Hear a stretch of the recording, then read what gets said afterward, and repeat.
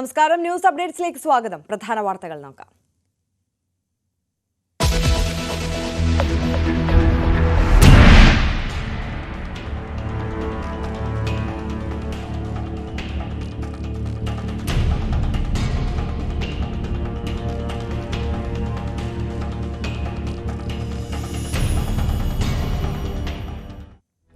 തിരുവനന്തപുരം വെള്ളറടയിൽ അച്ഛനെ കൊന്ന മകന് ബ്ലാക്ക് മാജിക് ബന്ധം. പ്രജിന്റെ മുറിയിൽ വിഗ്രഹങ്ങളും ആയുധങ്ങളും കൂട്ടിയിട്ട നിലയിൽ മുടിയും. അന്വേഷണം വേണമെന്ന് കുടുംബം. പോലീസ് എത്തി മുറി സീൽ ചെയ്തു.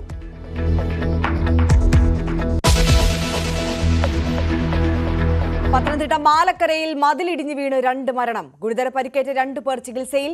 ഇടിഞ്ഞു വീണത് റൈഫിൾ ക്ലബിന്റെ നിർമ്മാണത്തിലിരുന്ന മതിൽ. തിരുവനന്തപുരം പാറശാലയിൽ +1 വിദ്യാർത്ഥി തൂങ്ങി മരിച്ച നിലയിൽ. ഫിഷ് ടാങ്ക് പൊട്ടിച്ചതിന് അമ്മ ശകാരിച്ചതിൽ മനം നൊന്തെന്ന് സംശയം.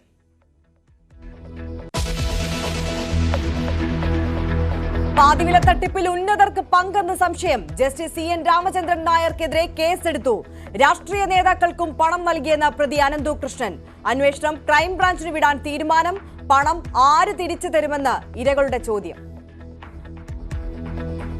അടച്ച പൈസ ഞങ്ങൾക്ക് തിരിച്ചു കിട്ടാനുള്ള നടപടികൾ എത്രയും പെട്ടെന്ന് സർക്കാരിന്റെ ഭാഗത്തുനിന്ന് ഉണ്ടാവണമെന്നേ പറയാനുള്ളൂ.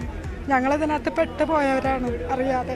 എങ്ങനെയെങ്കിലും ഞങ്ങൾക്ക് മുതൽ കിട്ടണമെന്ന് ഭയങ്കര ആഗ്രഹമുണ്ട്. കിട്ടിയാൽ മതി. ഞങ്ങൾ ഈ പലിശയും കൂടി മുതലും കൂടി അടച്ചു കഴിഞ്ഞാൽ ഏറ്റവും അവസാനം ഞങ്ങൾ ഏത് ഗതിയിൽ വരുമെന്ന് ഞങ്ങൾക്ക് തന്നെ അറിയില്ല. ICU പീഡന കേസിൽ കോഴിക്കോട് മെഡിക്കൽ കോളേജിന് ഗുരുതര വീഴ്ച. യുവതിയെ പരിശോധിച്ചത് പരിചയസമ്പന്ന അല്ലാത്ത ഡോക്ടർ. കണ്ടെത്തൽ മനുഷ്യാവകാശ കമ്മീഷൻ അന്വേഷണത്തിൽ. കുറ്റക്കാർക്കെതിരെ നടപടി വേണമെന്ന അതിജീവിത.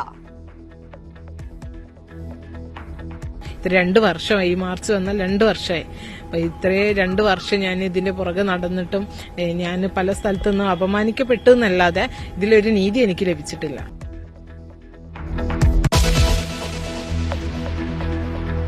ഡൽഹി മുഖ്യമന്ത്രിയെ പ്രഖ്യാപിക്കാൻ BJP. MLA-മാരുടെ യോഗം അല്പസമയത്തിനകം. കേജ്രിവാളിനെ തോൽപ്പിച്ച പർവേഷ് വർമ്മയ്ക്ക് മുൻതൂക്കം. കേജ്രിവാൾ താമസിച്ച ശീഷ് മഹൽ പൊതുജനങ്ങൾക്ക് തുറന്നു കൊടുക്കുമെന്ന് BJP.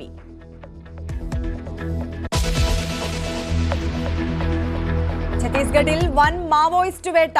31 മാവോയിസ്റ്റുകളെ വധിച്ചു. ഏറ്റുമുട്ടലുണ്ടായത് ബിജാപൂർ ഇന്ദ്രാവതി ദേശീയോദ്യാനത്തിന് സമീപം.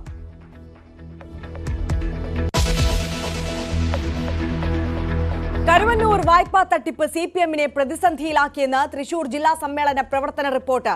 ബാങ്കിലുണ്ടായ ക്രമക്കേട് നീതീകരിക്കാനാവാത്തത്. തൃശൂർ മേയർക്കെതിരെയും റിപ്പോർട്ടിൽ രൂക്ഷ വിമർശനം. സമ്മേളനം MV ഗോവിന്ദൻ ഉദ്ഘാടനം ചെയ്തു.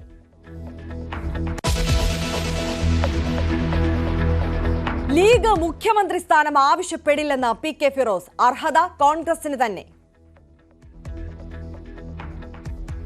പരിചയസമ്പന്നരായിട്ടുള്ള കഴിവുള്ള ആളുകളൊക്കെ കോൺഗ്രസിനകത്തുണ്ട്. അതിനകത്ത് ലീഡ് ചെയ്യാൻ പറ്റാവുന്ന ഒന്നിലധികം ആളുകൾ കോൺഗ്രസിനകത്തുണ്ട്. അപ്പോൾ അതൊക്കെ കോൺഗ്രസ് തീരുമാനിക്കേണ്ട കാര്യമാണ്. CH മുഹമ്മദ് കോയ മുഖ്യമന്ത്രിയായത് പ്രത്യേക സാഹചര്യത്തിലെന്നും ഫിറോസ് Q18 അഭിമുഖത്തിൽ.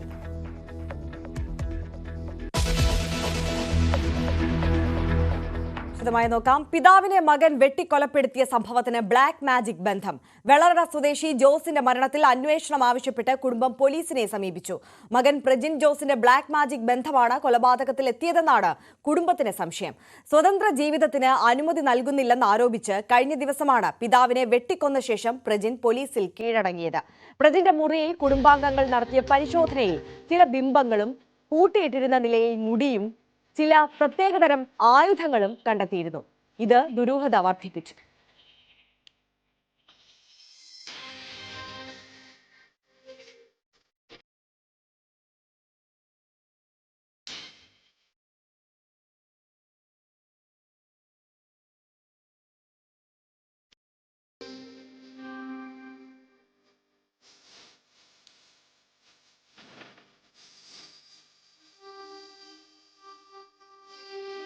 വളരെ ഭയാനകമായ രീതിയിലാണ് ആ റൂം ക്രമീകരിക്കപ്പെട്ടിട്ടുള്ളത്. കാണുമ്പോൾ തന്നെ കാണുന്ന ഒരു വ്യക്തിക്ക് ആ റൂമിൽ പേടിക്കുന്ന രീതിയിലുള്ള സംഭവങ്ങൾ, അതിനകത്ത് ചില ആഭിചാര ക്രിയകൾ നടക്കുന്ന രീതിയിൽ കളിമണ്ണുകൾ, മറ്റ് ചില ബിംബങ്ങൾ, ഇതെല്ലാം അതിനകത്ത് അവൻ സൂക്ഷിച്ചിരുന്നു. ഞങ്ങളുടെ അറിവനുസരിച്ച് ഒരു സാത്താൻ സേവ എന്തോ പറയുന്ന ആ ഒരു പ്രക്രിയയിൽ അവൻ അകപ്പെട്ടു പോയിരിക്കുന്നു എന്ന് ബലമായി സംശയിക്കുന്നു. ഈ സിനിമ പിടിക്കുന്നതുമായി ബന്ധപ്പെട്ട് സിനിമ അഭിനയ രീതി പഠിക്കുന്നതിന് വേണ്ടി എറണാകുളത്ത് പോയി വന്നതിന് ശേഷമാണ് അവന് കൂടുതൽ അവൻ്റെ സ്വഭാവത്തിന് മാറ്റം വന്നത്. അവൻ ഏതു സമയത്തും രാത്രി 12 മണിക്ക് ശേഷം പോലും അവൻ അപ്പനും അമ്മയും ഇരിക്കെ അവരോട് ചോദിക്കാതെ പോലും ഇറങ്ങിപ്പോകും. ആ സമയത്ത് ഏതെങ്കിലും സമയത്ത് മടങ്ങി വരും. ചോദിച്ചാൽ മറുപടിയില്ല. ചിലപ്പോൾ ദേഷ്യപ്പെടും. പ്രജിൻ്റെ ഭാഗത്തു നിന്ന് ഈ മാതാപിതാക്കളെ ഭീഷണിപ്പെടുത്തി ചോദിക്കുമ്പോഴെല്ലാം പൈസ, അത് 10 രൂപയായാലും 10,000 രൂപയായാലും ലക്ഷങ്ങളായാലും ചോദിക്കുന്ന സമയത്ത് അവന് കൊടുക്കണം എന്നുള്ള ആ വാശി, അതിൻ്റെ പേരിൽ ഈ പാവപ്പെട്ട ഈ പിതാവും മാതാവും അനുഭവിച്ച ക്രൂരത, അവർ ഏറ്റ ആ മർദ്ദനത്തിന് ഒരു കണക്കുമില്ല. ആ പിതാവിൻ്റെ മുഖത്ത് കാർക്കിച്ച് തുപ്പി ആ പിതാവ് ഇരു കൈയും എടുത്ത് കൂപ്പി വളരെ വിഷമതയോടെ ഇരുന്നിട്ടുള്ള ദിവസങ്ങൾ, അത് ഞങ്ങളോട് ആ മാതാവ് ആ അഭിപ്രായം ഞങ്ങളോട് പങ്കുവച്ചത്. വിവരങ്ങളുമായി അരുൺ മോഹൻ നമുക്കൊപ്പം ചേരുകയാണ്. അരുൺ, നമ്മുടെയൊക്കെ പൊതുബോധത്തിന് ഒരിക്കലും അംഗീകരിക്കാൻ കഴിയാത്ത ഈ ബ്ലാക്ക് മാജിക് പോലുള്ള വിഷയത്തിലേക്കൊക്കെയാണ് ഈ കുടുംബം സംശയം വിരൽ നീട്ടുന്നത്. നേരത്തെ ഈ പിതാവിനെ കൊലപ്പെടുത്തിയതുമായി ബന്ധപ്പെട്ട് പ്രജിൻ പോലീസിനോട് പറഞ്ഞ കാര്യങ്ങളിലൊന്നും പക്ഷേ ഇതുമായി ബന്ധപ്പെട്ട ഒന്നും പ്രതിപാദിച്ചിട്ടുണ്ടായിരുന്നില്ല എന്നാണ് മനസ്സിലാക്കുന്നത്. പക്ഷേ ഈ മുറി പരിശോധിക്കുമ്പോൾ അതിൽ നിന്ന് ലഭിച്ചിട്ടുള്ള പല വസ്തുക്കളും വലിയ ദുരൂഹത ഉയർത്തുന്നുണ്ട്. എന്താണ് പോലീസ് പ്രാഥമികമായി ഈ മുറി പരിശോധിച്ചതിന് ശേഷം നൽകുന്ന വിവരം? അത് തന്നെയാണ് നമുക്ക് പങ്കുവെക്കാനുള്ളത്. കഴിഞ്ഞ ബുധനാഴ്ചയായിരുന്നു ഈ പറയുന്ന ജോസ് എന്ന് പറയുന്ന 70-കാരൻ മകന്റെ ദാരുണമായ വെട്ടേറ്റ് മരിക്കുന്നത്. ഈ പറയുന്ന ഒന്നും ഈ പറയുന്ന തരത്തിലുള്ള ഒരു ഗൗരവമായ ഒരു വിഷയമായി കണ്ടിരുന്നില്ല. കാരണം ഒരു മകൻ അച്ഛൻ വെട്ടിക്കൊലപ്പെടുത്തി എന്നുള്ള ഒരു കേവലമായ ഒരു കൊലപാതകത്തിലേക്ക് എത്തുന്ന ഒരു വിഷയമായിരുന്നു.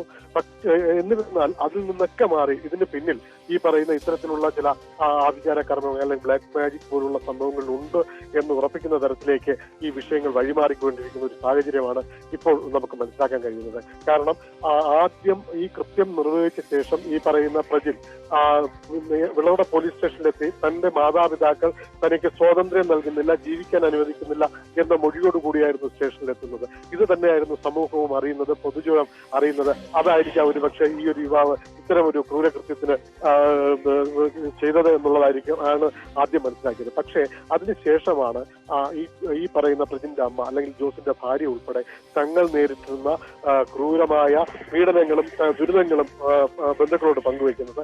ബന്ധുക്കൾ ഉൾപ്പെടെ നടത്തിയ പരിശോധനയിലാണ് ഈ പറയുന്ന യുവാവിന്റെ റൂമിലേക്ക് എത്തിയതും അവിടെ കണ്ട ഈ കാഴ്ചകളൊക്കെ കാണുന്നത്. ഇത് പറയുന്നത് ചൈനയിൽ നിന്ന് വന്നതിന് ശേഷം ഇദ്ദേഹം MBBS പഠിക്കുന്നതിലേക്ക് ചൈനയിൽ പോയിരുന്നു. കൊറോണ കാലത്തെ തുടർന്ന് അദ്ദേഹം തിരികെ നാട്ടിലെത്തുന്നു. ആ സമയം മുതൽ ഈ പറയുന്ന പ്രജിന്റെ സ്വഭാവത്തിൽ വളരെ മാറ്റങ്ങൾ ഉണ്ടായിരുന്നു. ഈ പറയുന്ന ഈ കെട്ടിടത്തിന്റെ മേളിൽ 2ാമത്തെ നിലയിലേക്ക് വാത്തുറപ്പിച്ച പ്രജിൻ ഈ പറയുന്ന മാതാപിതാക്കളെ അങ്ങോട്ട് കടത്തിവിട്ടിരുന്നില്ല, സഹോദരിയെ അങ്ങോട്ട് അടുപ്പിച്ചിരുന്നില്ല. ഒറ്റയ്ക്കുള്ള ഒരു രീതിയിലേക്ക് പിന്തുടരുന്ന ഒരു കാഴ്ചയാണ് ഉണ്ടായിരുന്നത്. എന്നാൽ അതിനോടൊപ്പം അവരാവശ്യപ്പെടുന്ന തുകകളെല്ലാം, ഈ പ്രജിന് ആവശ്യപ്പെടുന്ന തുകകൾ ഈ മാതാപിതാക്കൾ അവന് നൽകിക്കൊണ്ടിരിക്കുകയും ചെയ്തിരുന്നു. എന്തെങ്കിലും ഒരു വ്യത്യാസം ഉണ്ടായാൽ മർദ്ദനം പതിവായിരുന്നു വീട്ടിൽ. അങ്ങനെയൊക്കെ ഒരു സാഹചര്യമായിരുന്നു. എന്നാൽ ഈ പറയുന്ന എറണാകുളത്ത് സിനിമ പഠിക്കണമെന്നൊരു ആവശ്യവുമായി 1.5 ലക്ഷം രൂപയുമായി ഇയാൾ പോയിരുന്നു. അവിടെ പോയതിനു ശേഷം തിരിച്ചു വന്നിട്ട് കുറച്ച് കൂടുതൽ ഇയാൾ ആൾക്കാരിൽ നിന്ന് പൂർണ്ണമായി അകലുന്ന ഒരു അവസ്ഥയായിരുന്നു. രാത്രി കാലങ്ങളിലൊക്കെ പുറത്തിറങ്ങി പോകുന്ന ഒരു രീതി ഉണ്ടായിരുന്നു നമ്മളോട് പറയുന്നു. അത് എവിടെ പോകുന്നു എന്ന് ചോദിച്ചാൽ അന്ന് അവിടെ വീട്ടിൽ അടിയാവും ബഹളമാവും. അതുകൊണ്ട് അങ്ങനെ ചോദിക്കാറില്ല. അസമയങ്ങളിൽ യാത്ര ഒക്കെ ഉണ്ടാകുന്നു. മാത്രമല്ല ഈ ആളിന്റെ ഈ പരിശോധിച്ചപ്പോൾ ഈ റൂം പരിശോധിച്ചപ്പോൾ കണ്ടെത്തിയ മുടി, ധാരാളം മുടി ഇദ്ദേഹം ഈ പറയുന്ന സ്ഥലത്ത് ശേഖരിച്ചു വെച്ചിരിക്കുന്ന ഒരു കാഴ്ച ഇദ്ദേഹത്തിനുണ്ടായിരുന്നു. ഒപ്പം പല ബിംബങ്ങൾ, പല പല ബിംബങ്ങൾ, പല ആയുധങ്ങൾ ഒക്കെയും ഈ റൂമിന്റെ പല ഭാഗങ്ങളിൽ നിന്ന് കണ്ടെത്തി. ഒരു വിദ്യാസമ്പന്നനായ MBBS പഠിക്കുന്ന ഒരു യുവാവിന്റെ റൂമെന്ന് ഒരിക്കലും തോന്നാത്ത തരത്തിൽ വളരെ അലക്ഷ്യമായ ഒരു അവസ്ഥയിലായിരുന്നു ഈ റൂം പോലും നമുക്ക് കാണാൻ കഴിഞ്ഞത് എന്നുള്ളതാണ് മറ്റൊരു വസ്തുത. കാരണം ഈ റൂമിലേക്ക് ഈ കഴിഞ്ഞ ദിവസമാണ് ഈ മാതാപിതാക്കൾ പോലും കയറുന്നത്. കാരണം അതുവരെ പറഞ്ഞിരുന്നത് മാതാപിതാക്കൾ സ്വാതന്ത്ര്യം നൽകുന്നില്ല എന്നായിരുന്നു പുറം ലോകത്ത് അറിയിച്ചിരുന്നെങ്കിൽ, അല്ലെ മൊഴിയുടെ അടിസ്ഥാനത്തിൽ പോലീസിനോട് പറഞ്ഞിരുന്നെങ്കിൽ അതിന്റെ വിപരീതമായ ഒരു വ്യവസ്ഥയാണ് ഇവിടെ കണ്ടത്. കാരണം ഇവർക്ക് ഈ റൂമിലോട്ടോ അല്ലെങ്കിൽ മുകളിലോട്ടോ പോകാൻ പറ്റാത്തൊരു സാഹചര്യത്തിൽ ഇവരെ പൂർണ്ണമായും അകറ്റി നിർത്തിക്കൊണ്ടുള്ളൊരു പ്രക്രിയയിലൂടെ ജീവിക്കുകയായിരുന്നു ഈ പ്രജിൻ എന്നുള്ളത്. എന്തായാലും വെള്ളറട പോലീസിലൊക്കെ ഈ ഒരു ആശങ്ക അറിയിച്ചിട്ടുണ്ട്. പോലീസിന്റെ നടപടികൾ വരണം. ഇയാളുടെ മൊബൈൽ ഫോൺ ഉൾപ്പെടെ പരിശോധിക്കണമെന്ന് ആവശ്യപ്പെട്ടിട്ടുണ്ട്. അരുൺ മോഹനാണ് നെയ്യാറ്റിൻകരയിൽ നിന്ന് വിവരങ്ങൾ നൽകിയത്. എന്തായാലും പോലീസ് റൂം ഇപ്പോൾ സീൽ ചെയ്തിട്ടുണ്ട്. ഇതുമായി ബന്ധപ്പെട്ട അന്വേഷണം പുരോഗമിക്കുകയാണ്. പത്തനംതിട്ട മാലക്കരയിൽ മതിലിടിഞ്ഞു വീണ് 2 പേർ മരിച്ചു. റൈഫിൾ ക്ലബിന്റെ കോമ്പൗണ്ടിൽ നിർമ്മാണത്തിലിരുന്ന മതിലാണ് ഇടിഞ്ഞു വീണത്. നിർമ്മാണ പ്രവർത്തനം നടത്തുകയായിരുന്ന അതിഥി തൊഴിലാളികളാണ് മരിച്ചത്. ബീഹാർ സ്വദേശി ഗിഡുകുമാർ, പശ്ചിമബംഗാൾ സ്വദേശി രത്തൻ മണ്ഡൽ എന്നിവരാണ് മരിച്ചത്. ശശിനാരായണൻ കൂടുതൽ വിവരങ്ങളുമായി ചേരുകയാണ്. ശശിനാരായണൻ, എപ്പോഴാണ് ഈ അപകടം സംഭവിച്ചത്? മറ്റു വിവരങ്ങൾ. ഉച്ചയ്ക്ക് ശേഷമാണ് ഇത്തരമൊരു അപകടം ഉണ്ടായത്. കോഴഞ്ചേരി ജില്ല മാലക്കരയിലെ റൈഫിൾ ക്ലബിന്റെ കോമ്പൗണ്ടിൽ മതിൽ നിർമ്മിക്കുന്നതിനിടയിലാണ് ഇത്ര ഒരു അപകടം ഉണ്ടായത്. അപകടത്തിൽ പശ്ചിമബംഗാൾ സ്വദേശിയായ ഗിഡുകുമാർ, ബീഹാർ സ്വദേശി രത്തൻ മണ്ഡൽ എന്നിവരാണ് മരിച്ചത്. 4 പേരാണ് ഈ ജോലിക്കുണ്ടായിരുന്നത്. ഈ രത്തൻകുമാറും ഗിഡുകുമാറും ഈ മതിലിന്റെ വാരം എടുക്കുന്ന ജോലിയാണ് ഏർപ്പെട്ടത്. ആ സമയത്താണ് മതിലിടിഞ്ഞ് ഇവരുടെ മുകളിലേക്ക് വീഴുമായിരുന്നു. 2 പേരും സംഭവ സ്ഥലത്ത് തന്നെ മരിച്ചു. ഒപ്പം ഉണ്ടായിരുന്ന രാജ്കുമാർ ഓടി രക്ഷപ്പെട്ടു. 4 പേരിൽ 2 പേരാണ് രക്ഷപ്പെട്ടത്. 2 പേർക്കും ചെറിയ പരിക്കുണ്ട്. അവരെ 2 പേരെയും ആശുപത്രിയിലേക്ക് മാറ്റിയിട്ടുണ്ട്. ഈ രത്തൻ മണ്ഡലിന്റെയും ഒപ്പം ഈ പശ്ചിമബംഗാൾ സ്വദേശി ഗിഡുകുമാറിന്റെയും മൃതദേഹങ്ങൾ കോഴഞ്ചേരി ജില്ലാ ആശുപത്രിയിലേക്ക് മാറ്റിയിട്ടുണ്ട്. ആര്യ. ശരി, ശശിനാരായണനാണ് വിവരങ്ങൾ നൽകിയത്.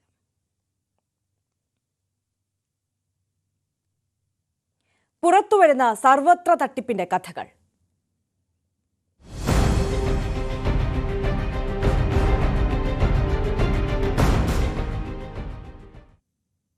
പാതിവില തട്ടിപ്പിൽ ജസ്റ്റിസ് CN രാമചന്ദ്രൻ നായർക്കെതിരെ കേസെടുത്ത് പോലീസ്. പെരിന്തൽമണ്ണ പോലീസാണ് കേസെടുത്തത്. സന്നദ്ധ സംഘടന നൽകിയ പരാതിയിലാണ് CN രാമചന്ദ്രൻ നായരെ പ്രതി ചേർത്തത്. കേസിലെ 3ാം പ്രതിയാണ് CN രാമചന്ദ്രൻ നായർ.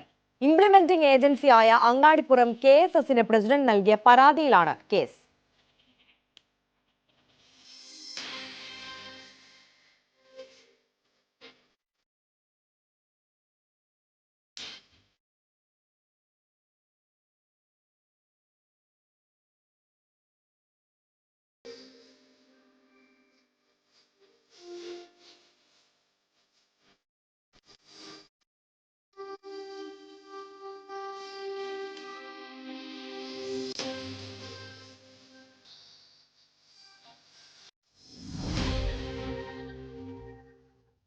പാതിവില തട്ടിപ്പിൽ വിപുലമായ അന്വേഷണത്തിന് തീരുമാനം. ക്രമസമാധാന ചുമതലയുള്ള ADGPയും ക്രൈംബ്രാഞ്ച് ADGPയുമാണ് മുഖ്യമന്ത്രിയുമായി കൂടിക്കാഴ്ച നടത്തിയത്. ക്രൈംബ്രാഞ്ച് നേരിട്ട് അന്വേഷിക്കണമെന്ന് യോഗത്തിൽ നിർദ്ദേശമുണ്ടായി. ക്രൈംബ്രാഞ്ചിനൊപ്പം നിലവിലെ അന്വേഷണ ഉദ്യോഗസ്ഥരെ കൂടി ഉൾപ്പെടുത്തും. അന്വേഷണ സംഘത്തെ നാളെ തീരുമാനിച്ചേക്കും. കേസ് സാമ്പത്തിക കുറ്റാന്വേഷണ വിഭാഗത്തിലേക്ക് വിടേണ്ടതില്ലെന്നും തീരുമാനിച്ചു. സായിഗ്രാമം ഡയറക്ടർ ആനന്ദ് കുമാറിന് പണം നൽകിയിട്ടുണ്ട് എന്ന പാതിവില തട്ടിപ്പ് കേസിലെ പ്രതി അനന്തു കൃഷ്ണൻ വിവിധ രാഷ്ട്രീയ നേതാക്കൾക്കും പണം നൽകിയിട്ടുണ്ട് എന്നും തെളിവെടുപ്പിന് ഇടെ വ്യക്തമാക്കി. BJP നേതാവ് AN രാധാകൃഷ്ണന് പണം നൽകിയിട്ടില്ല. രാധാകൃഷ്ണന്റേത് ഇംപ്ലിമെന്റിംഗ് ഏജൻസി മാത്രം എന്നും അനന്തു പറഞ്ഞു. പുന്നുരുന്നിയിലെ ഓഫീസിലെയും കലൂർ ജനതാ റോഡിലെ വീട്ടിലുമാണ് അനന്തു കൃഷ്ണനുമായി തെളിവെടുപ്പ് നടത്തിയത്. കൺസൾട്ടിംഗ് ഏജൻസിയെ ചുമതലപ്പെടുത്തിയത് അതിൽ വ്യക്തമാണ്. അദ്ദേഹത്തിന് ഉൾപ്പെടെ പൈസ കൊടുത്തിട്ടുണ്ട്. രാഷ്ട്രീയ പാർട്ടിയിലെ ആളുകൾക്ക് പൈസ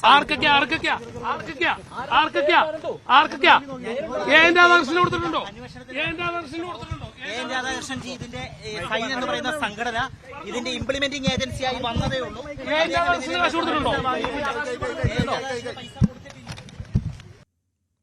പാതിവില തട്ടിപ്പ് കേസിൽ എറണാകുളം പറവൂരിൽ ഇന്നലെ മാത്രം ലഭിച്ചത് 275 പരാതികളാണ്. ഇതോടെ പറവൂർ പോലീസ് സ്റ്റേഷൻ പരിധിയിൽ മാത്രം ലഭിച്ചത് 535 പരാതികൾ. ജനസേവാ സമിതി ട്രസ്റ്റ് ഭാരവാഹികൾക്കെതിരെ പോലീസ് കേസെടുത്തു. തട്ടിപ്പിനിരയായവർ കോടതിയെ സമീപിക്കാൻ തീരുമാനിച്ചു. ഞങ്ങൾക്ക് ഇനി ഞങ്ങളൊക്കെ 2 വീലർ കിട്ടിയിട്ടില്ലെങ്കിലും ഞങ്ങളുടെ പൈസ തിരികെ തരണം എന്നുള്ളൊരു അപേക്ഷയുള്ളൂ. അതിനുവേണ്ടി ഞങ്ങളെ എല്ലാവരും സഹായിക്കണം. ഞങ്ങൾ അടച്ച പൈസ ഞങ്ങൾക്ക് തിരിച്ചു കിട്ടാനുള്ള നടപടികൾ എത്രയും പെട്ടെന്ന് സർക്കാരിൻ്റെ ഭാഗത്തു നിന്ന് ഉണ്ടാവണമെന്നേ പറയാനുള്ളൂ. ഞങ്ങളിതിനകത്ത് പെട്ടുപോയവരാണ് അറിയാതെ. എല്ലാവരും പാവങ്ങളാണ്. ഇതിലാരും പണക്കാരൊന്നുമില്ല. എല്ലാവരും സാധാരണക്കാർ പാവങ്ങളാണ്, അടിത്തട്ടിലുള്ളവരാണ്. അവരതിനെ പറ്റിച്ചൊക്കെ കൊണ്ടുപോയിക്കണത്. പണക്കാരാണെങ്കിൽ പിന്നെ എങ്ങനെയെങ്കിലും എന്തെങ്കിലും ചെയ്യാന്ന് വെച്ചത്. ഒറ്റ ആളും പണക്കാരില്ല ഇതിൽ. ഞങ്ങൾ ഒരുപാട് കഷ്ടപ്പെട്ട കാശാണ്. ഞങ്ങളുടെ പിള്ളേരുടെ കുഞ്ഞു പിള്ളേരുടെ സ്വർണം വരെയും പണയം വെച്ചാണ് ഇതിന് കൊടുത്തത്. പാതിവില തട്ടിപ്പ് കേസിലെ പ്രതി അനന്തു കൃഷ്ണനെതിരെ പറവൂരിൽ പരാതികളുടെ പ്രവാഹമാണ്. ഇതുവരെ 535 പരാതികളാണ് പറവൂർ പോലീസ് സ്റ്റേഷനിൽ ലഭിച്ചത്. വരാപ്പുഴയിൽ 17 പരാതികൾ. ജനസേവാ സമിതി ട്രസ്റ്റ് വഴിയാണ് ഇവർ പണം നൽകിയത്. പരാതിയുടെ അടിസ്ഥാനത്തിൽ Janaseva Samiti trust secretary CG Mary, chairman doctor N Madhu, ഒപ്പം ബാങ്ക് ജോയിന്റ് അക്കൗണ്ടിൽ പേരുള്ള ഡോക്ടർ K ശശിധരൻ, തട്ടിപ്പിന്റെ സൂത്രധാരൻ Ananthu Krishnan, trust treasurer doctor Praveen G Pai, Aluva college principal Jaini Sarang എന്നിവരെ പ്രതിയാക്കി പോലീസ് കേസെടുത്തു. തട്ടിപ്പിനിരയായവർ ആക്ഷൻ കൗൺസിൽ രൂപീകരിച്ചു. പണം തിരികെ കിട്ടുന്നതിനായി കോടതിയെ സമീപിക്കാനാണ് തീരുമാനം. പരാതി കൊടുത്ത് അവരെ കൊണ്ട് FIR ഇടിക്കുക. അതനുസരിച്ച് ഇവരുടെ ഡോക്യുമെന്റ്സ് വെച്ചിട്ട് മുനിസിപ്പൽ കോടതിയിൽ ലിറ്റിഗേഷൻ ഫയൽ ചെയ്യുക. അതേസമയം അനന്തു കൃഷ്ണൻ വഞ്ചിച്ചെന്ന് കാട്ടി ജനസേവാ സമിതി ട്രസ്റ്റ് ഭാരവാഹികൾ പോലീസിന് പരാതി നൽകി. ഗുണഭോക്താക്കൾ നൽകിയ 14,65,54,650 രൂപ അനന്തു കൃഷ്ണന് കൈമാറിയിട്ടുണ്ടെന്നാണ് പരാതിയിൽ പറയുന്നത്. ഇരുചക്രവാഹനങ്ങൾ, ഗൃഹോപകരണങ്ങൾ, ജൈവവളം എന്നിവ ലഭ്യമാകുന്നതിൽ അനന്തു കൃഷ്ണൻ കാലതാമസം വരുത്തി.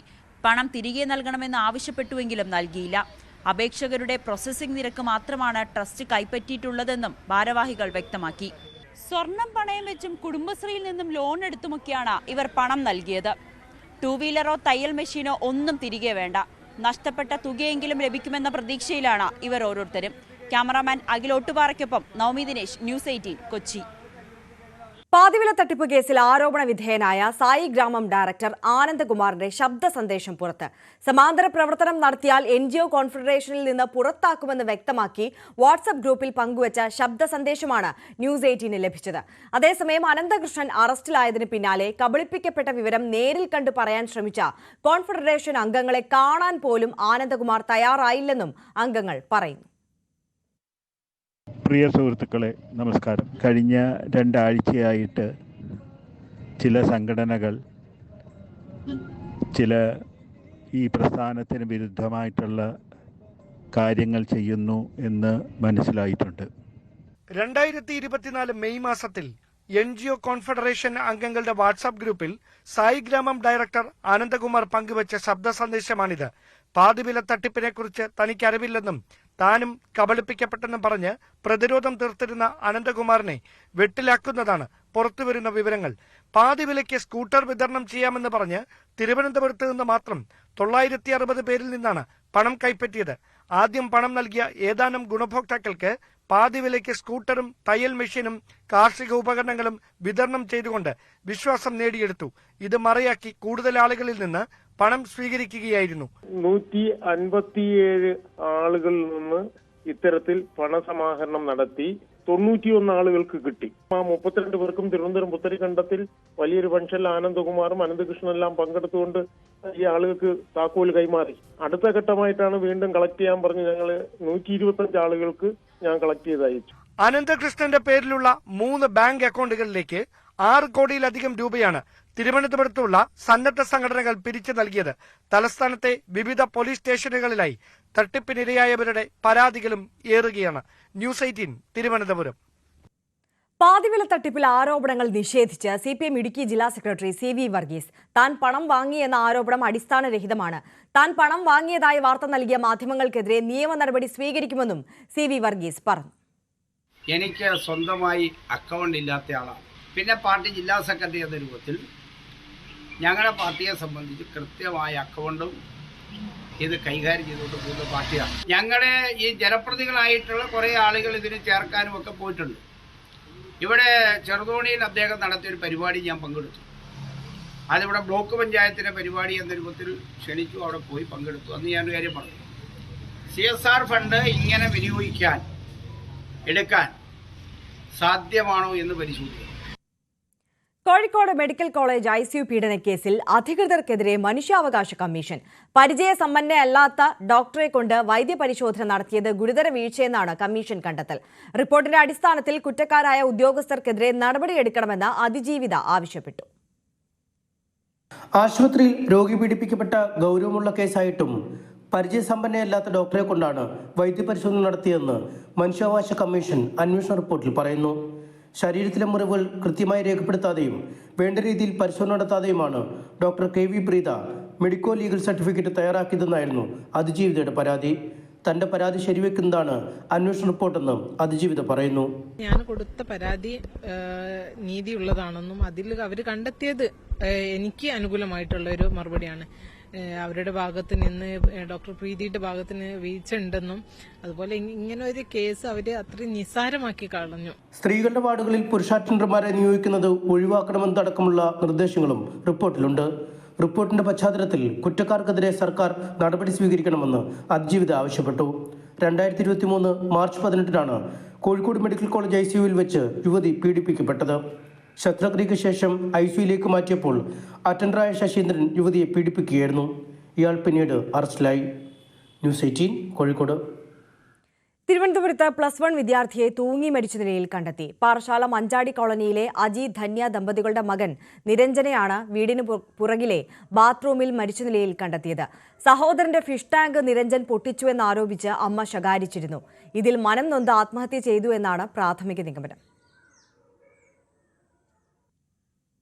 കോഴിക്കോട് പ്രായപൂർത്തിയാകാത്ത വിദ്യാർത്ഥിനിക്ക് നേരെ ലൈംഗികാതിക്രമം നടത്തിയ വൃദ്ധൻ അറസ്റ്റിൽ. വിലങ്ങാട് സ്വദേശി കുഞ്ഞിരാമൻ എന്ന 72-കാരനാണ് പിടിയിലായത്. വിദ്യാർത്ഥിനിയെ കൊല്ലുമെന്ന് ഭീഷണിപ്പെടുത്തി നിർമ്മാണത്തിലിരിക്കുന്ന വീടിനകത്തെത്തിച്ചാണ് ലൈംഗികാതിക്രമം നടത്തിയത്. പീഡന വിവരം വിദ്യാർത്ഥിനി വീട്ടിലെത്തി രക്ഷിതാക്കളെ അറിയിക്കുകയായിരുന്നു. വളയം CI EV ഫായിസ് അലിയുടെ നേതൃത്വത്തിലുള്ള സംഘമാണ് പ്രതിയെ അറസ്റ്റ് ചെയ്തത്. പാലക്കാട് ഭാര്യയെ ഭർത്താവ് കുത്തിക്കൊന്നു. ഉപ്പുംപാടത്ത് താമസിക്കുന്ന ചന്ദ്രികയാണ് മരിച്ചത്. ഭർത്താവ് രാജന് മാനസിക പ്രശ്നങ്ങൾ ഉണ്ടെന്നാണ് പോലീസ് വ്യക്തമാക്കുന്നത്.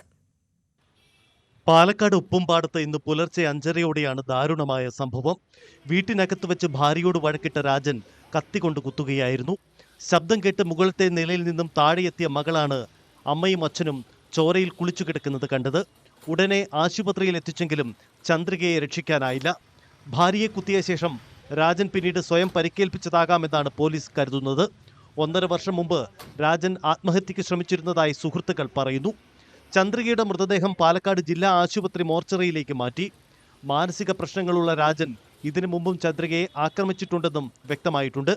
ഗുരുതരമായി പരിക്കേറ്റ ഭർത്താവ് രാജനെ തൃശൂർ മെഡിക്കൽ കോളേജിലേക്ക് മാറ്റി. തോലന്നൂർ സ്വദേശികളായ കുടുംബം ഉപ്പുംപാടത്തെ വാടക വീട്ടിലേക്ക് മാറിയിട്ട് 2 ആഴ്ച മാത്രമേ ആയിട്ടുള്ളൂ. സംഭവത്തിൽ പോലീസ് വിശദമായ അന്വേഷണം തുടരുകയാണ്. ന്യൂസ് 18 പാലക്കാട്. അതിരപ്പിള്ളിയിൽ മുറിവേറ്റ നിലയിൽ കണ്ടെത്തിയ കാട്ടാനയുടെ മസ്തകത്തിൽ നിന്ന് പുഴു അരിച്ചിറങ്ങുന്ന ദൃശ്യങ്ങൾ പുറത്ത്. എന്നാൽ ആശങ്കപ്പെടേണ്ട സാഹചര്യമില്ലെന്നും ആന നിരീക്ഷണത്തിലെന്നുമാണ് വനംവകുപ്പിന്റെ വിശദീകരണം. 2 ആഴ്ച മുമ്പാണ് അതിരപ്പള്ളിയിൽ മസ്തകത്തിൽ മുറിവേറ്റ നിലയിൽ കണ്ടെത്തിയ കാട്ടാനയ്ക്ക് മയക്കുവെടിവെച്ച് ചികിത്സ നൽകിയത്. ഡോക്ടർ അരുൺ സക്കറയുടെ നേതൃത്വത്തിലായിരുന്നു ചികിത്സ. ആന പുഴയിൽ വെള്ളം കുടിക്കാനെത്തിയപ്പോൾ പകർത്തിയ പുതിയ ദൃശ്യങ്ങളാണ് ന്യൂസ് 18 ലഭിച്ചത്. ദൃശ്യങ്ങളിൽ പുഴുവരിക്കുന്നത് കാണാം.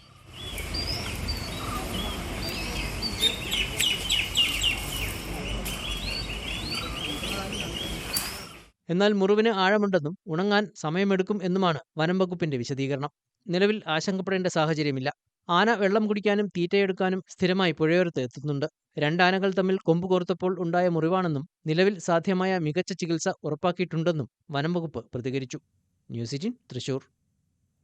വന്യജീവി ആക്രമണത്തെ സംബന്ധിക്കുന്ന വിഷയം പാർലമെന്റിൽ ഉന്നയിച്ചുകൊണ്ടേയിരിക്കുമെന്ന് പ്രിയങ്ക ഗാന്ധി. ഇതൊരു സങ്കീർണമായ സാഹചര്യമാണ്. കേന്ദ്രത്തിൽ നിന്നും സംസ്ഥാന സർക്കാരിൽ നിന്നും കൂടുതൽ ഫണ്ട് ആവശ്യമാണെന്നും പ്രിയങ്ക ഗാന്ധി പറഞ്ഞു.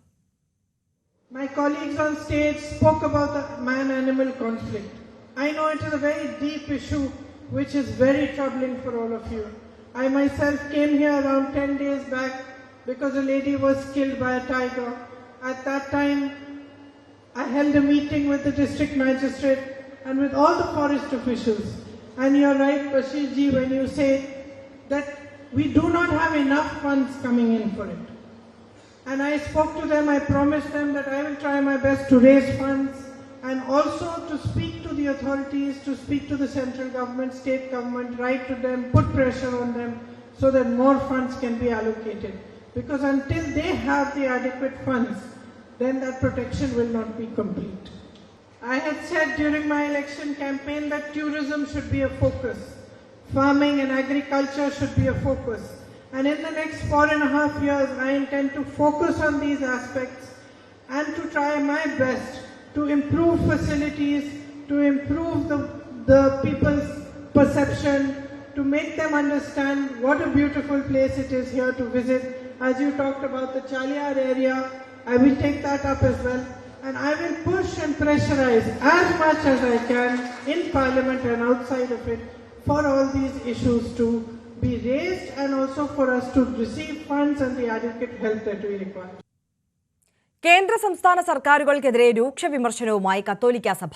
സംസ്ഥാന സർക്കാർ കർഷകരെ ഇല്ലാതാക്കാൻ ശ്രമിക്കുകയാണെന്നും തെരഞ്ഞെടുപ്പിൽ ശക്തമായ നിലപാടെടുക്കുമെന്നും തലശ്ശേരി അതിരൂപത അധ്യക്ഷൻ ജോസഫ് പാംപ്ലാനി പ്രഖ്യാപിച്ചു. ക്രൈസ്തവ ജനത തുടർച്ചയായി വേർതിരിവ് നേരിടുകയാണെന്ന് ചങ്ങനാശ്ശേരി അതിരൂപതയുടെ ഇടയലേഖനത്തിൽ പറയുന്നു. കർഷകന്റെ കഴുത്തിന് പിടിച്ച് ഞെക്കാൻ ശ്രമിക്കുന്ന ഈ നിലപാട് കർഷക വിരുദ്ധമാണ്. ഇവിടുത്തെ മലയോര കർഷകർക്ക് സ്വീകാര്യമല്ല എന്ന് പറയാൻ ഞാൻ ഈ അവസരം വിനിയോഗിക്കുകയാണ്. സംസ്ഥാന സർക്കാരിനെതിരെയാണ് കൂടുതൽ വിമർശനവും. ഭൂനികുതി വർധനവ്, കർഷകർക്കെതിരായ സമീപനം എന്നിവ ചൂണ്ടിക്കാട്ടിയാണ് തലശ്ശേരി അതിരൂപതയുടെ ആർച്ച് ബിഷപ്പ് മാർ ജോസഫ് പാംപ്ലാൻ രംഗത്ത് വന്നത്. വരുന്ന തെരഞ്ഞെടുപ്പിൽ കത്തോലിക്ക സഭ ശക്തമായ നിലപാടെടുക്കുമെന്നും ബിഷപ്പ് മുന്നറിയിപ്പ് നൽകുന്നു. കേന്ദ്ര സർക്കാരിന്റെ ബജറ്റിലാകട്ടെ കേരള സർക്കാരിന്റെ ബജറ്റിലാകട്ടെ മലയോരത്തെ കർഷകരെ ചേർത്ത് പിടിക്കാൻ പോരുന്ന അടിസ്ഥാനപരമായ നിലപാടുകളൊന്നും ഉണ്ടായിരുന്നില്ല. ഇടയലേഖനമിറക്കിയാണ് ചങ്ങനാശ്ശേരി അതിരൂപതയുടെ ആർച്ച് ബിഷപ്പ് മാർ തോമസ് തറയിൽ സർക്കാരുകൾക്കെതിരെ രംഗത്ത് വന്നത്. അർഹമായ ന്യൂനപക്ഷാവകാശം കിട്ടുന്നില്ല. ഇത് കടുത്ത അവകാശ ലംഘനമാണ്. ക്രൈസ്തവർ തുടർച്ചയായി വേർതിരിവ് നേരിടുന്നു. തങ്ങൾക്കൊപ്പം നീതിക്കായി പോരാടുവാൻ ആളുകൾ ഉണ്ടെന്ന ചിന്ത അടിസ്ഥാന വിഭാഗങ്ങൾക്ക് നൽകുന്ന ആത്മവിശ്വാസം വലുതാണെന്ന് നാം മറക്കരുത്. ഈ സാഹചര്യത്തിൽ നമ്മുടെ അതിരൂപത വലിയൊരു മുന്നേറ്റത്തിന് നാന്ദി കുറിക്കുകയാണ്. ചങ്ങനാശ്ശേരി അതിരൂപതയിലെ കത്തോലിക്ക കോൺഗ്രസിന്റെ ആഭിമുഖ്യത്തിൽ കർഷക രക്ഷാ നസ്രാണി മുന്നേറ്റം എന്ന പേരിൽ ഫെബ്രുവരി 15 അടുത്ത ശനിയാഴ്ച നടത്തപ്പെടുന്ന പരിപാടിയിൽ അണിചേരുവാൻ ഞാൻ എല്ലാവരോടും അഭ്യർത്ഥിക്കുന്നു. ദളിത് ക്രൈസ്തവർക്ക് സംവരണം ഏർപ്പെടുത്താത്ത നടപടിയിലാണ് കേന്ദ്ര സർക്കാരിനെതിരെ വിമർശനം. ക്രൈസ്തവരുടെ പ്രശ്നങ്ങൾ പരിഹരിക്കാൻ നിയോഗിച്ച JB കോശി കമ്മീഷൻ റിപ്പോർട്ട് പുറത്തുവിടാത്തത് സ്ഥാപിത താല്പര്യം കൊണ്ടാണ്. കർഷക പ്രശ്നങ്ങൾ ചൂണ്ടിക്കാട്ടി ഈ മാസം 15 കുട്ടനാട്ടിലെ മങ്കൊമ്പിൽ നിന്ന് ചങ്ങനാശ്ശേരിയിലേക്ക് മാർച്ച് നടത്താനും അതിരൂപത തീരുമാനിച്ചു. ന്യൂസ് 18 കണ്ണൂർ കോട്ടയം. മുഖ്യമന്ത്രിയെ പ്രഖ്യാപിക്കാൻ BJP.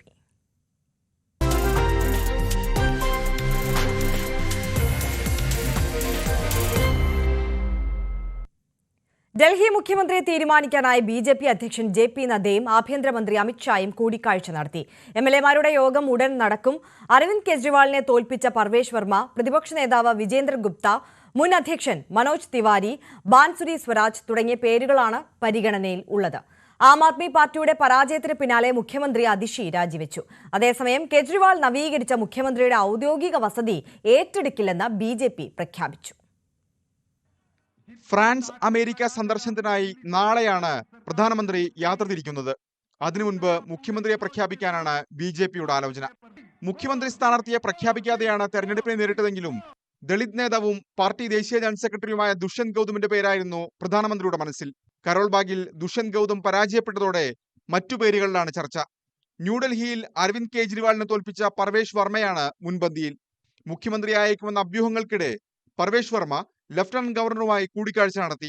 ये केवल मेरी जीत नहीं है, ये आप सभी की जीत है. सबकी ये मांग थी कि एक अच्छी सरकार आए. 10 साल से जो सरकार देश में सेवा कर रही है प्रधानमंत्री मोदी जी के नेतृत्व में, उन्हीं के विजन को लेकर दिल्ली में उन्हीं के सहयोग से दिल्ली में भी सरकार बने, ताकि दोनों सरकारें अच्छा काम करे, कोई राजनीति ना हो, कोई झगड़ा ना हो. രോഹിണിയിൽ നിന്ന് വിജയിച്ച മുൻ അധ്യക്ഷനും പ്രതിപക്ഷ നേതാവുമായ വിജേന്ദർ ഗുപ്ത, മാളവ്യ നഗറിൽ നിന്ന് വിജയിച്ച മുൻ അധ്യക്ഷൻ സതീഷ് ഉപാധ്യായ, കേന്ദ്രമന്ത്രി ഹർഷ് മൽഹോത്ര എന്നിവരുടെ പേരുകളും ചർച്ചകളിലുണ്ട്. BJP വിജയത്തിൽ നിർണായകമായ പൂർവാഞ്ജലികളെ പരിഗണിച്ചാൽ നോർത്ത് ഈസ്റ്റ് ഡൽഹി MP-യും മുൻ അധ്യക്ഷനും ഭോജ്പുരി നടനുമായ മനോജ് തിവാരിക്കും നറുക്കുവീണേക്കാം. കേജ്രിവാളും സിസോദിയും തോറ്റതോടെ അതിഷി പ്രതിപക്ഷ നേതാവാകാനാണ് സാധ്യത. അങ്ങനെയെങ്കിൽ ന്യൂഡൽഹി MP ബാൻസുരി സ്വരാജ്, ഗ്രേറ്റർ കൈലാഷിൽ നിന്ന് വിജയിച്ച ശിഖാ റായ്, ഷാലിമാർ ബാഗിൽ നിന്ന് വിജയിച്ച രേഖ ഗുപ്ത തുടങ്ങിയ വനിതാ നേതാക്കളെയും പരിഗണിച്ചേക്കാം. വിദേശ പര്യടനം കഴിഞ്ഞ് പ്രധാനമന്ത്രി മടങ്ങിയെത്തിയ ശേഷം സത്യപ്രതിജ്ഞ ആഘോഷമായി നടത്താനാണ് BJP തീരുമാനം. തോൽവിക്ക് പിന്നാലെ ലഫ്റ്റനന്റ് ഗവർണറുമായി കൂടിക്കാഴ്ച നടത്തിയ അതിഷി മുഖ്യമന്ത്രി സ്ഥാനം രാജിവെച്ചു. അതേസമയം കേജ്രിവാൾ നവീകരിച്ച മുഖ്യമന്ത്രിയുടെ ഔദ്യോഗിക വസതി ഏറ്റെടുക്കില്ലെന്ന് BJP പ്രഖ്യാപിച്ചു. BJP ഉയർത്തിക്കൊണ്ടുവന്ന ശീഷ് മഹൽ വിവാദം ആം ആദ്മി പാർട്ടിയുടെ തോൽവിയിൽ മുഖ്യ പങ്കുവഹിച്ച സാഹചര്യത്തിലാണ് തീരുമാനം. National desk news 18. News updates പൂർണ്ണമാവുകയാണ്. ഇടവേളയ്ക്ക് ശേഷം കാണാം ഫാസ്റ്റ് ന്യൂസ്. നമസ്കാരം.